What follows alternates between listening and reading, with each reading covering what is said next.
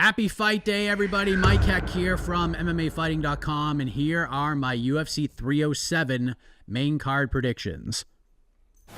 Yes, the UFC is back on pay-per-view tonight with 2 title fights, some interesting matchups leading into those 2 title fights. So I'll give you my picks for the main card, which kick off at 10 p.m. Eastern on ESPN Plus in the United States. If you want predictions for the rest of the slate, you can find them thanks to the great Alexander K. Lee on MMAfighting.com. Plus, AK gives his main card picks, and we'll see how both of us do. Last time out for UFC 306, I'm not here to mince words, ladies and gentlemen. I sucked diddly yucked. I was real bad, went 2-3, bringing my overall record to this point to a whopping 5-5 since we started doing this, but hopefully we turn things around tonight. Here we go. The main event for the UFC light heavyweight title, Alex Pereira, defending for the 3rd time this year. This time he faces Khalil Rountree, a fight that has taken a lot of people by surprise. This fight is gonna rock. It's gonna be electric, and someone's getting put out in the first 2 rounds, in my opinion. Rountree, as you all know, is a dangerous, dangerous man. He's coming off the big finish of Anthony Smith. I know that there are some pundits, there's some fighters out there, past and present, who believe Rountree could be the kryptonite for Poatan. I just don't see it. I think with Pereira not having to make that huge weight cut to 185, it's going to be a big factor in this fight. I think he's going to be durable enough to weather any kind of an early storm from Rountree. And as we've seen through this ridiculous run of Alex Pereira, the man just simply has the death touch. It's just that simple. He just needs to land one shot to put this thing away. I think this looks eerily similar to the Yuri Prochazka fights, especially the rematch at UFC 303. I think he lands a big momentum-shifting shot late in round 1, gets Rountree out of there by the midway point of round 2. I do have a couple of bets on this fight. I have the under 2.5 as a parlay piece. Also have a sprinkle on Pereira wins in round 1 or round 2 at -110. Co-main event for the women's bantamweight title, Raquel Pennington defends for the first time against former tough castmate Julianna Pena, who returns to the octagon for the first time in over 2 years. This is not going to be the prettiest fight in the world. It's going to be a grimy battle between these 2 ladies.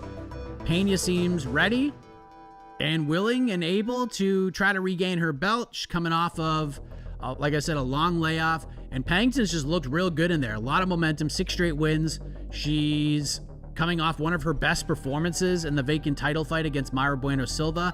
From a betting perspective, I do see value on the challenger here, Julianna Pena, because to me, this is very much a 50-50 fight.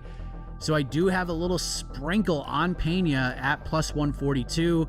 I also have the over 1.5 as a parlay piece, but if we're looking at things as if this is a 50-50 fight, it's a straight up pick 'em. I'm going to go with Pennington to eke out a close decision, but I do think there's betting value on Julianna Pena. Let's head to the men's bantamweight division. Jose Aldo is back. He faces Mario Bautista in the featured bout. I still don't understand why this fight is happening, but it is, and we're going to watch it. Once again, Aldo finds himself as the betting underdog. So you know me, I will absolutely be taking that at +125, but Bautista has looked pretty good in there. Nice streak, quality competitor. I think he's a guy who could be in the top 15 for a little while. But this is Jose freaking Aldo. I think this is a fun fight, competitive early. Aldo starts to pull away. Maybe Bautista can steal a little momentum back late in the 3rd due to the high elevation, but I think this is Jose Aldo's fight to lose. I think it's going to take place on the feet. Maybe Bautista tries to grind things away against the fence at times, but he's not going to take Jose Aldo down. Aldo's takedown defense is legendary. Merab freaking Dvalishvili couldn't take this man down, so I don't see Mario Bautista doing it. Give me one of the all-time greats to win a decision in the featured bout. Back to the women's 135-pound division. Kayla Harrison looking to punch her ticket to a title shot against wily veteran Ketlen Vieira. I know Don Davis is saying, well, none of these matchups are tough for Kayla. She ran from Chris Cyborg and ran from the Larissa Pacheco fight, even though she beat Larissa Pacheco twice already. That's just one man's opinion. It certainly isn't mine. I think Kayla Harrison's going to win, but Vieira is freaking durable as hell. Only finished once in her career, and it was by a piston. left hand by Irene Aldana. This is one fight to me where I think the elevation could play a bit of a factor. Harrison is going to start this fight off by mauling Ketlen Vieira. She is going to maul this woman. If she cannot get a finish early in this fight, I think things could get real interesting down the stretch. I do think Harrison ends up winning this one. Probably ends up being a 30-27, but she might have to work for it a little bit more than people think. It wouldn't shock me if Kayla gets an early finish, and it would be damn impressive in my eyes if she can repeat what she did at UFC 300 against Holly Holm and do that against somebody like Ketlen Vieira. But like I said, if she doesn't get Vieira out of there early, this could get a little bit hairy. So I do have, this is what my gut's telling me, and my gut has failed me sometimes, I got a small sprinkle in Harrison by decision at plus 100. I just couldn't take the minus 1100. It's crazy. So just a small sprinkle just to make things a little more interesting. Main card opener, Kevin Holland faces Roman Dolidze in a middleweight contest. And I don't know, this fight's kind of a weird one, I guess. Like, I know Holland was supposed to fight Chris Curtis, and Curtis wasn't, I guess, medically cleared to fight, so they made a little bit of a switch. I don't even really know what to make of this fight. I'll go Kevin Holland because I think he could be more active in the striking exchanges. He can land some big shots to steal some rounds. I think his takedown defense has improved a little bit since the days of fighting the Marvin Vettoris and Derek Brunsons of the world.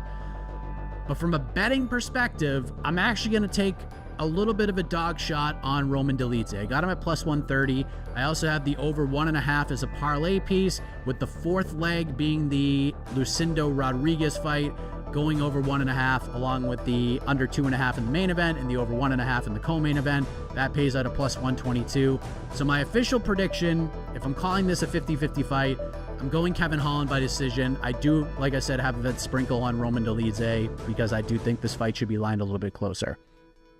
There you have it, my picks and some of my bets for watch party purposes. And speaking of the watch party, join the great Jed Mishu and I tonight at 9:45 p.m. Eastern right here on this channel, and we will watch the main card together, and hopefully I do better than I did with my predictions from where I was at UFC 306. That was just bad, man. It was real bad. It's going to be fun tonight. We will see you then.